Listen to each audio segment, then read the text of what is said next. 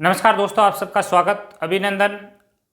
अपन जो टाइटेशन है उसकी गणना को देख रहे हैं। तो आपको उद्देश्य के अंदर दिया होगा एपीएस की सांद्रता ग्राम प्रति लीटर में आपको दे रखी होगी 19.6000 और इसकी सहायता से आपको KMnO4 की क्या निकालनी है, मोलरता निकालनी है। तो अपन इसको किस प्रकार निकालेंगे और इसकी गणना किस प्रकार करनी है, तो अपन देखते हैं गणना इसकी। यदि किसी को अभिक्रिया और सारणी किस प्रकार बनानी है, सिद्धांत किस प्रकार लिखना है, तो इसके लिए मैं एक वीडियो का डिस्क्रिप्शन लिंक में दे दूंगा और आप इसकी गणना किस प्रकार करनी है वो अपन देख रहे हैं। अपन बात कर रहे हैं गणना की। तो गणना देखिए, जो सबसे पहला बिंदु है, इनमें इसमें 3-4 बिंदु होते हैं, वो ध्यान रखना होता है। सबसे पहला बिंदु नंबर ए, जो आपको ज्ञात विलयन दे रखा है उसको मोलरता के अंदर बदलना है, क्योंकि अपन को क्या करनी है, KMnO4 की क्या ज्ञात करनी है, मोलरता ज्ञात करनी है। तो सबसे पहले एपीएस की मोलरता। अब देखो, ग्राम प्रति लीटर को मोलरता में बदलने के लिए आप क्या करोगे, एक इसका फॉर्मूला है मोलरता, जो आपको सांद्रता ग्राम प्रति लीटर में दे रखी है। उसके अंदर आप क्या करोगे, अणुभार का भाग देना है। अणुभार मैं ये लिख देता हूं, अणुभार किसका लेना है, एपीएस का लेना है। और एपीएस का मेरे पास अणुभार है, एपीएस का अणुभार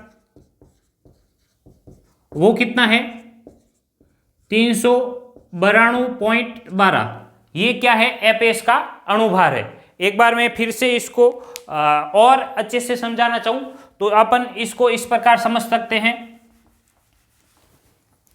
जो भी आपको सांद्रता ग्राम प्रति लीटर में दे रखी है, यहां देखना सांद्रता ग्राम प्रति लीटर में होनी चाहिए, या सांद्रता ग्राम प्रति 250 ml इस प्रकार होगी तो उसकी गणना कुछ अलग हो सकती है। लेकिन आपको सांद्रता ग्राम प्रति लीटर में दे रखी होगी, यानी यहां सांद्रता आप रखोगे और वो किस में होनी चाहिए, ग्राम प्रति लीटर में होनी चाहिए। और उसके नीचे आप क्या करोगे, अणुभार का भाग दोगे।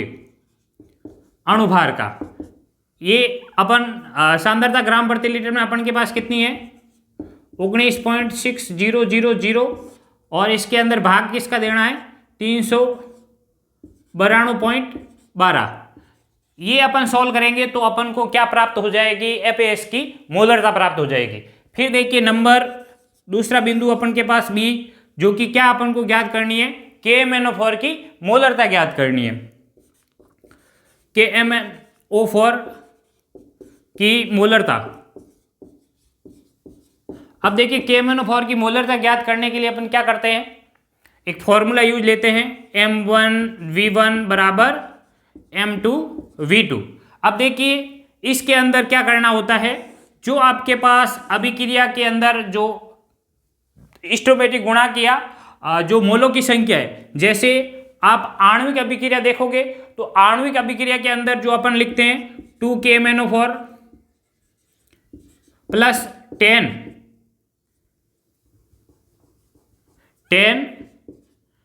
ये मैं डायरेक्ट लिख रहा हूं, एपीएस यानी फेरस अमोनियम सल्फेट। तो इसके अंदर जो KMnO4 है उसके कितने मोल लिए हैं, 2 मोल लिए हैं। और KMnO4 क्या है अपने पास, अज्ञात के नीचे अपन क्या करेंगे, 2 का भाग देंगे। और M1V1 अपन के पास क्या है, ज्ञात विलयन का आयतन व मोलरता है। तो ज्ञात विलयन कितना लिया है अपन ने, 10 मोल, तो 10 का यहाँ क्या करना है, भाग देना है। इसको काट के अपन क्या कर सकते हैं, इस प्रकार लिख सकते हैं, जो कि बिल्कुल साधारण चीज है। फिर आप देखोगे अपन को इसके अंदर मोलरता ही ज्ञात करनी है, तो M2 बराबर M1V1 बटा 5V2, इसको मैं यहाँ गुणा कर दूंगा और ये क्या हो जाएगा, 5V2। अंततः यह अपने पास एक सूत्र आ जाएगा, जो कि क्या है, मोलरता, KMnO4 की मोलरता हो जाएगी M2। फिर इसके अंदर ये मान रख देना है। M1 का मान अपने पास कितना है, 19.6000। इसके अंदर किसका भाग देना, 392.12 का भाग देना है। फिर V1 का आयतन, V1 का आयतन कौन सा होता है, जो ज्ञात विलयन का आयतन है, जो ज्ञात विलयन हमेशा अपन क्या करते हैं, पिपेट की सहायता से कॉनिकल फ्लास्क के अंदर भरते हैं। और पिपेट मैक्सिमम यानी मैक्सिमम स्कूलों में कितने ml की होती है, 20 ml की होगी। तो अपन क्या करेंगे, यहाँ V1 का मान रख देते हैं 20। फिर देखिए V2 क्या है, तो V2 मैं बता देता हूँ आपको। जो आपको परीक्षण सारणी आपने बनाई है उसके अंदर जो सुसंगत आयतन प्राप्त हुआ है वो आपका क्या है, V2 है। और V2 मैं ले लेता हूं आपके 19.8। अब इसको आप सॉल्व करोगे तो आपको क्या प्राप्त हो जाएगी, M2 यानी KMnO4 की मोलरता प्राप्त हो जाएगी। M2 बराबर, इसको आप क्या करना है, इसको केवल आपको सॉल्व करना है। इसको 2 से गुणा करोगे तो ये 19 दूना 38 यानी ये लगभग आएगा 392 पॉइंट समथिंग आएगा। और नीचे भी कितने 300, इसकी क्या प्राप्त हो जाएगी, मोलरता प्राप्त हो जाएगी। तो ये बिल्कुल आसान सी गणना है। एक बार मैं फिर से बता देता हूं आपको। यदि उद्देश्य के अंदर क्या दे रखा हो, जो एपीएस की सांद्रता है वो 19.600 ग्राम प्रति लीटर दे रखी है और आपको ज्ञात क्या करना है, KMnO4 की मोलरता ज्ञात करनी है। तो अपन को क्या करना पड़ेगा, जो एपीएस की सांद्रता ग्राम प्रति लीटर में दे रखी है उसको मोलरता के अंदर चेंज करना है। तो अपन किस प्रकार करेंगे, सांद्रता ग्राम प्रति लीटर में दे रखी है, उसका अंदर अणुभार का अपन क्या करेंगे, भार देंगे। और अणुभार अपन के पास कितना है एपीएस का, 392.12। अब क्या करना है, जो सांद्रता ग्राम प्रति उसके अंदर अपन ने अणुभार का भाग दे दिया तो अपन को ये एपीएस की मोलरता प्राप्त हो गई।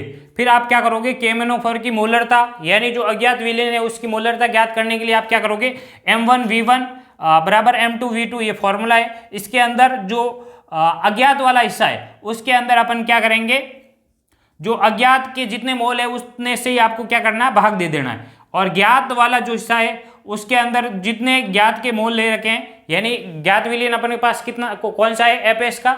और एपीएस के अंदर जो आपके पास अभिक्रिया होगी, आणविक अभिक्रिया, उसके अंदर अपन संतुलित करने के बाद क्या आएगा अपन के पास 10 मोल। और 10 मोल का ही क्या करना है, इसके अंदर भाग दे लेना है। ये सभी गणनाएं जितनी भी है और उसके अंदर अपन को मोलरता ज्ञात करनी है तो अपन को मैक्सिमम यही फॉर्मूला यूज लेना होता है। यदि आपको जो टाइटेशन दे रखी है एपीएस के साथ, किसकी, KMnO4 के साथ, तो हमेशा यही फॉर्मूला आपको क्या करना है, यूज ले लेना है।